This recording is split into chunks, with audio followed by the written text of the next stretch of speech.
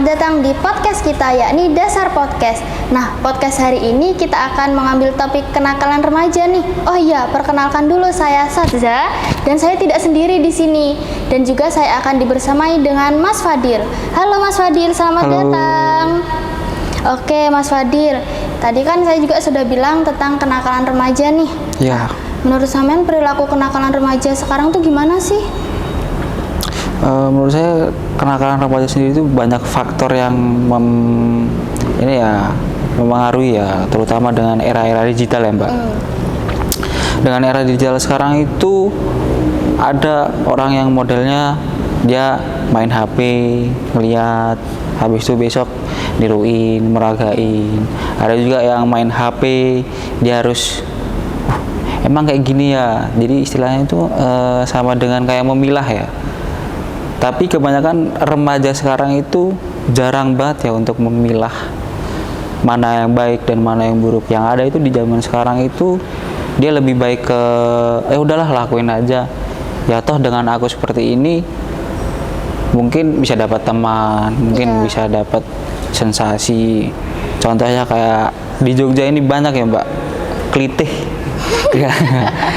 Iya sih, identik dengan klitih. Coba kalau bisa dipikir kan dia cuma datang, ngebacok, terus pergi. Iya betul. Beda sama halnya dengan begal. Yang begal dia harus ambil barang. Berarti kan sama dengan kayak klitih itu cuma mencari sensasi, mencari nama. Lebih ke ikut tren nggak sih? Ikut tren, ya. Nah, kan tadi kita membahas tentang teman nih Mas. Nah, menurut sampean di era sekarang itu mencari teman yang baik itu gimana sih?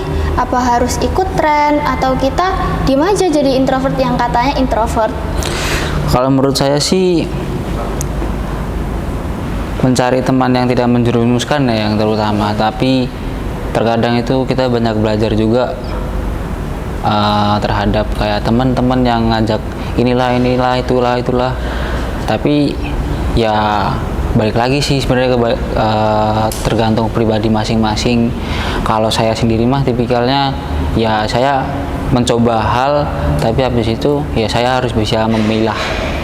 Jadi kalau buat orang-orang sekarang sih kebanyakan sih mending ini ya namanya lebih baik mencari teman yang tidak menjerumuskan ya daripada harus repot-repot nanti. Kamu kan kebanyakan remaja sekarang kan memang belum tentu tahu kemampuan seperti dirinya itu seperti apa. Ada yang bisa memilah, ada yang enggak. Tapi ya itu lebih baik tidak usah. Jadi mencari teman yang tidak menjerumuskan. Nah, menurut sampean sendiri gimana sih cara kita memilahnya?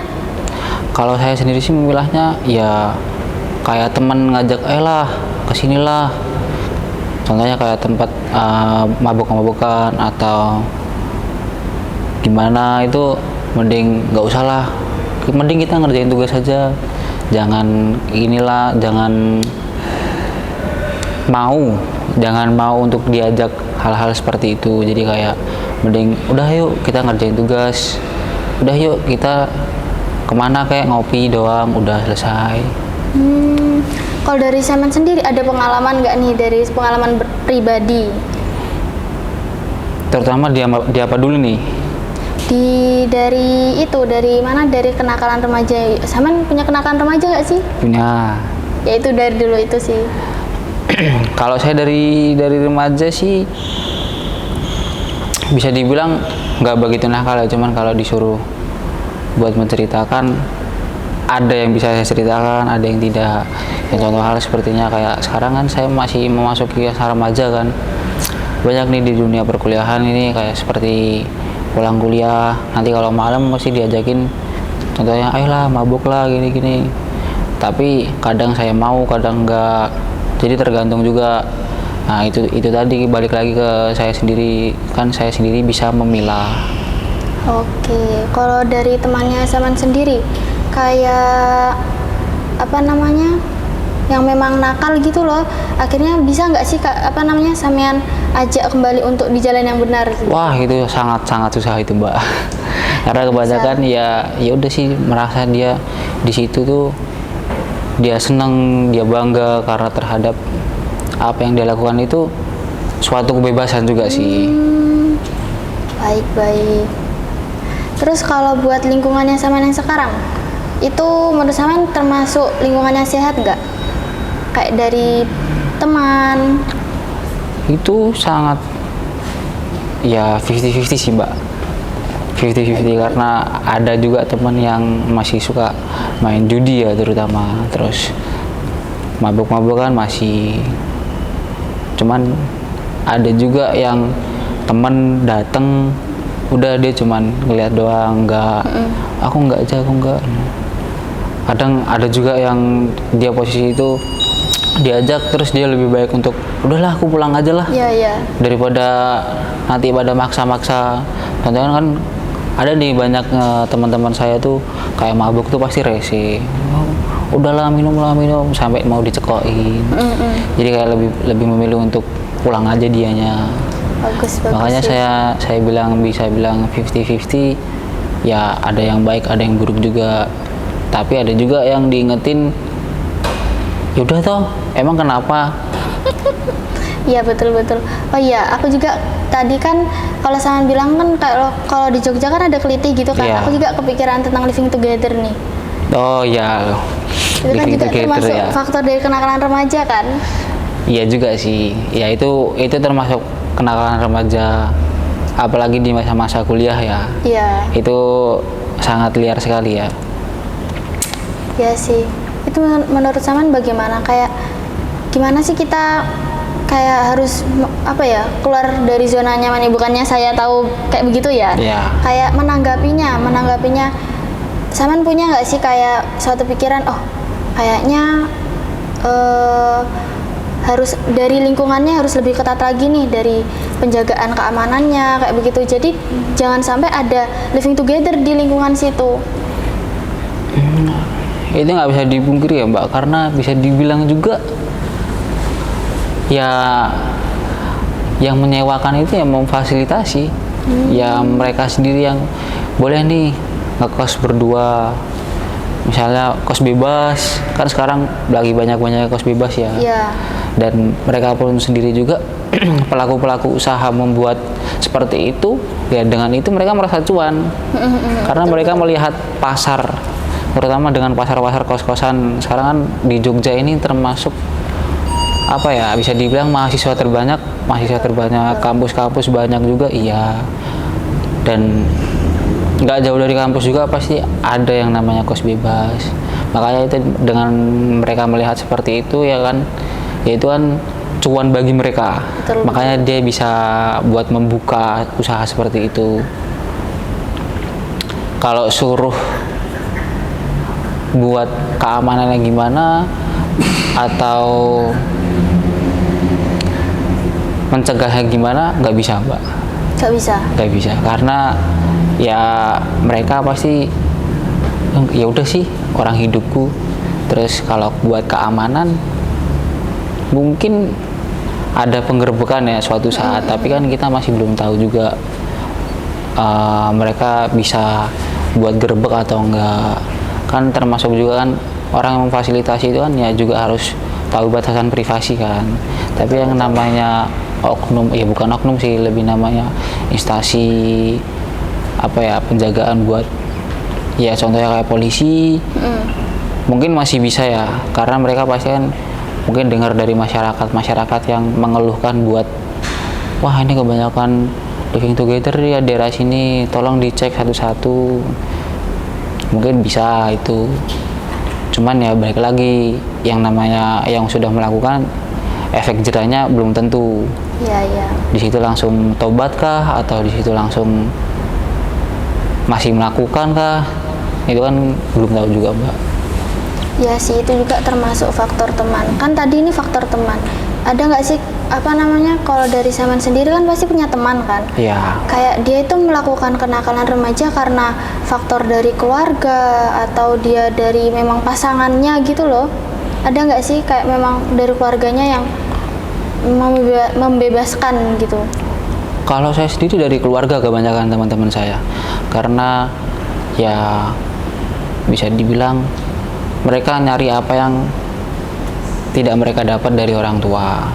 Contohnya ya ada teman saya yang cerita kalau dia tidak dapat kasih sayang dari orang tua, bahkan untuk sepeser pun duit itu dia harus mencari sendiri, dia harus mencari sampingan, dia sekolah sambil nyopi, ada juga yang kuliah sambil kerja, dan kebanyakan itu ya yang latar belakangnya apa backgroundnya itu kurang kasih sayang dari orang tua, Kurang kasih sayang ya berarti. sama perhatian. Baik-baik. Terus kalau misalnya dari Saman sendiri nih, sudah apa namanya, dari tingkat emosional buat melakukan kenakalan remaja itu ada nggak sih? Kalau dari Kayak keinginan dari Saman sendiri, kayak memang punya pikiran kayaknya enak nih daripada ngerjain tugas aku mau mabuk-mabukan daripada mikir aku capek aku mumet kayak begitu loh. Ada nggak sih pemikiran kayak begitu? itu pasti ada ya, karena bisa dibilang juga berat di masa-masa sekarang itu juga berat. Misalnya kayak kita berteman sama orang, mereka tahu nih kayak kita tuh lagi kondisinya lagi nggak enak gitu, udahlah ikut aja aku mabuk gitu. Itu pasti kayak ya udahlah ya yuk. Tapi kalau bisa dibilang juga mereka tahu seperti itu, ada juga kadang hati itu bilang enggak lah aku enggak. Terus kalau bisa dibilang saya emosionalnya bagus atau enggak, itu tergantung mood saya ya. Oke, sekarang lebih ke mood ya. Iya sih, betul-betul. Iya. Terus kan tadi kan ini dalam lingkungannya kita nih. Kita sekarang kembali lagi ke sosial media. Nah, di sosial media itu kan banyak nih kayak yang remaja itu bikin akun fake kayak begitu kan? Iya. Terus buat apa namanya? Bukannya talker sih, lebih ke memprovokasi. Kadang kan misalnya sekarang ada nih kayak temannya kita, temannya kita dia bikin konten apa begitu, terus habis itu ada nih sebenarnya temannya kita juga, tapi dia nggak suka biar nggak kelihatan, terus akhirnya kayak memprovokasi gitu loh. Kalau menurut saya memprovokasi sih tidak ya, tapi kebanyakan remaja-remaja sekarang yang memilih membuat akun fake itu banyak faktornya. Mungkin dia di freeze akun tidak bisa mengungkapkan apa yang ada yang di hati dia. Contohnya kayak seperti kebanyakan kayak orang-orang introvert itu kan pasti dia lebih berceritanya ke sosial media ya. Betul. Mungkin dia entah bikin konten atau apa. Mungkin di freeze akun dia tidak bisa menceritakan seperti itu, tapi di second akun dia bisa bercerita seluas itu. Betul sih, betul. Nah, buat solusinya nih buat teman-teman kita yang lihat nih gimana? Solusi dari kita yang kita pembahasan tentang pendekatan emosional, terus habis itu tentang memilah pertemanan, kayak gitu gimana nih sekarang solusinya? Kalau saya sih lebih pahami dulu ya. Pahaminya dalam artian tuh ya kamu itu teman model seperti apa. Kalau kamu bisa diajak baik, ya ayo baik. Kalau enggak, ya sekedar menasihatan aja. Berarti kita lebih pendekatannya ke nasihat. Iya. Kalau buat ajakan memang susah sih. Ajakan itu memang susah. Punya nggak sih Saman kayak contoh bagaimana sih kita mengajak teman tapi agar dia tidak tersinggung? Memang kan laki-laki kan, kadang banyak teman yang memang nggak sesuai dengan pemikiran. Wah, itu sering terjadi itu. Itu solusinya sih saya tetap bakal nasihat sih, karena memang tapi nanti saya bakalnya ngomong gini, ya aku cuma nasihat aja, tapi kalau seandainya mau dengerin ya bagus, kalau nggak mau dengerin ya udah. Tapi kebanyakan 90% pasti tidak bisa. Berarti memang harus dari pendekatan orang tua apa bagaimana, atau memang dari dirinya sendiri begitu? Kalau saya sendiri sih ya udah sih biarin Kalau dia ntar sudah mengalami seperti itu, besok dia bakal belajar. Baik. Berarti memang dia itu akan berubah dengan keinginannya dia sendiri. Cuman kita sebagai teman harus bagaimana sih? Kayak memang kita mau bersamai dia saja atau kita harus menjauhi teman seperti itu? Kalau saya pribadi sih, kalau memang dari orang tua itu pasti suruh menjauhi. Tapi terkadang dari situ saya belajar bahwa ya tidak bisa buat apa ya, bisa dibilang itu tuh ya buat sebagai pelajaran. Oh, dia seperti ini, oh udahlah, kan udah ada contohnya tuh. Iya, iya. Jadi kan kayak diri saya sendiri, wah udahlah nggak usah. Jadi kayak teman saya, kayak misalnya kayak obat-obatan tuh, obat-obatan ya udah, mereka obat-obatan, saya enggak.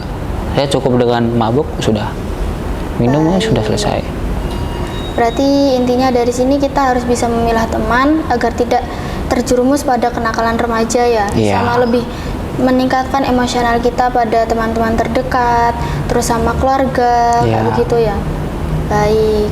Oke Mas Fadil, terima kasih banyak atas waktunya ya. Ya, Oke, baik teman-teman, ini dia podcast hari ini ya, kenakalan remaja nih. Jadi dari semua yang kita dengarkan ini, ada masuk nggak? Masuk nggak? Ulangi. pesan untuk penontonnya. Nah, pesan buat penonton ya nih. Nah, dari kita berdua, nah, pesan buat penonton nih, para teman-teman ya, dari pembahasan kita hari ini, untuk kenakalan remaja memang sulit kita hindari, tapi bagaimanapun juga kita remaja ini buat masa depan kan, dan juga harus bisa memilah teman dan meningkatkan emosional pada keluarga agar lebih dekat. Baik teman-teman, terima kasih dari saya Satza Azhara Putri Indira. Kembali lagi nanti di Dasar Podcast.